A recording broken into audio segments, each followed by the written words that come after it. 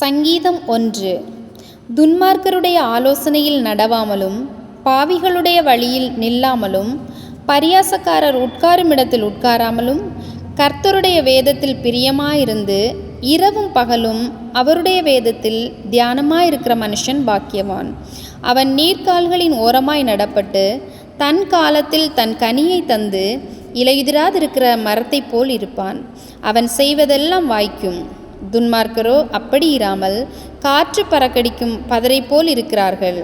ஆகையால் துன்மார்க்கர் நியாய தீர்ப்பிலும் பாவிகள் நீதிமான்களின் சபையிலும் நிலை நிற்பதில்லை. கர்த்தர் நீதிமான்களின் வழியை அறிந்திருக்கிறார், துன்மார்க்கரின் வழியோ அழியும்.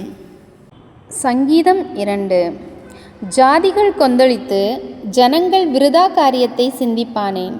கர்த்தருக்கு விரோதமாகவும் அவர் அபிஷேகம் பண்ணினவருக்கு விரோதமாகவும் பூமியின் ராஜாக்கள் எழும்பி நின்று அதிகாரிகள் ஏகமாய் ஆலோசனை பண்ணி அவர்கள் கட்டுகளை அறுத்து அவர்கள் கயிறுகளை நம்மை விட்டு எறிந்து போடுவோம் என்கிறார்கள். பரலோகத்தில் வீற்றிருக்கிறவர் நகைப்பார், ஆண்டவர் அவர்களை இகழ்வார். அப்பொழுது அவர் தமது கோபத்திலே அவர்களோடே பேசி தமது உக்கிரத்திலே அவர்களை கலங்க பண்ணுவார். நான் என்னுடைய பரிசுத்த பர்வதமாகிய சீயோன் மீதில் என்னுடைய ராஜாவை அபிஷேகம் பண்ணி வைத்தேன் என்றார். தீர்மானத்தின் விவரம் சொல்லுவேன். கர்த்தர் என்னை நோக்கி, நீர் என்னுடைய குமாரன், இன்று நான் உம்மை ஜெனிப்பித்தேன், என்னை கேளும். அப்பொழுது ஜாதிகளை உமக்கு சுதந்திரமாகவும் பூமியின் எல்லைகளை உமக்கு சொந்தமாகவும் கொடுப்பேன். இருப்புக்கோலால் அவர்களை நொறுக்கி குயக்கலத்தைப் போல் அவர்களை உடைத்து போடுவீர் என்று சொன்னார். இப்போதும் ராஜாக்களே உணர்வடையுங்கள், பூமியின் நியாயாதிபதிகளே எச்சரிக்கையாயிருங்கள். பயத்துடனே கர்த்தரை சேவியுங்கள், நடுக்கத்துடனே களி கூறுங்கள். குமாரன் கோபம் கொள்ளாமலும் நீங்கள் வழியிலே அழியாமலும் இருக்கும்படிக்கு அவரை முத்தஞ்செய்யுங்கள். கொஞ்ச காலத்திலே அவருடைய கோபம் பற்றி எரியும். அவரை அண்டிக் கொள்ளுகிற யாவரும் பாக்கியவான்கள்.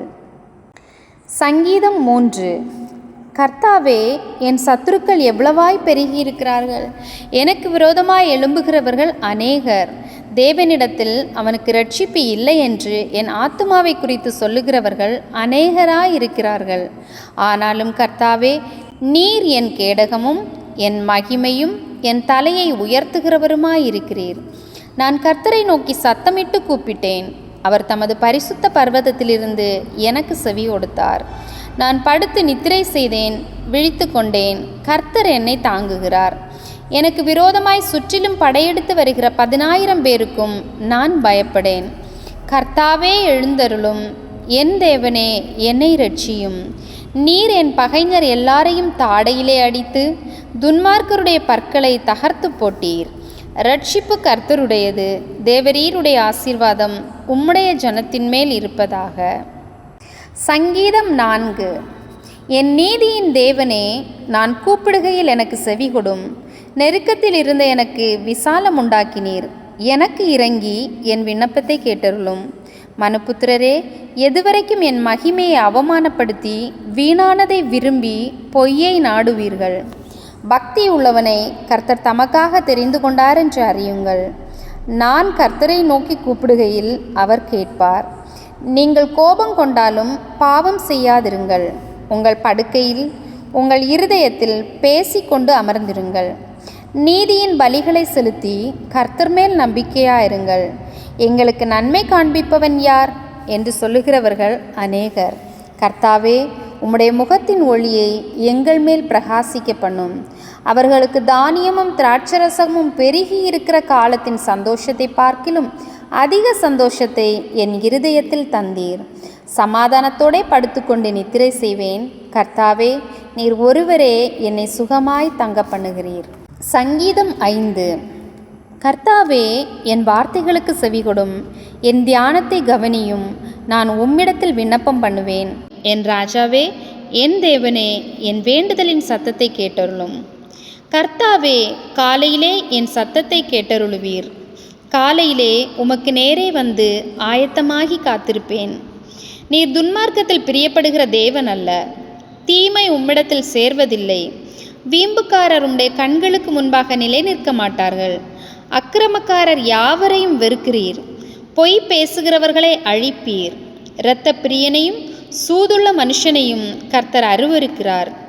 நானோ உமது மிகுந்த கிருபையினாலே உமது ஆலயத்திற்குள் பிரவேசித்து உமது பரிசுத்த சந்நிதிக்கு நேரே பயபக்தியுடன் பணிந்து கொள்ளுவேன்.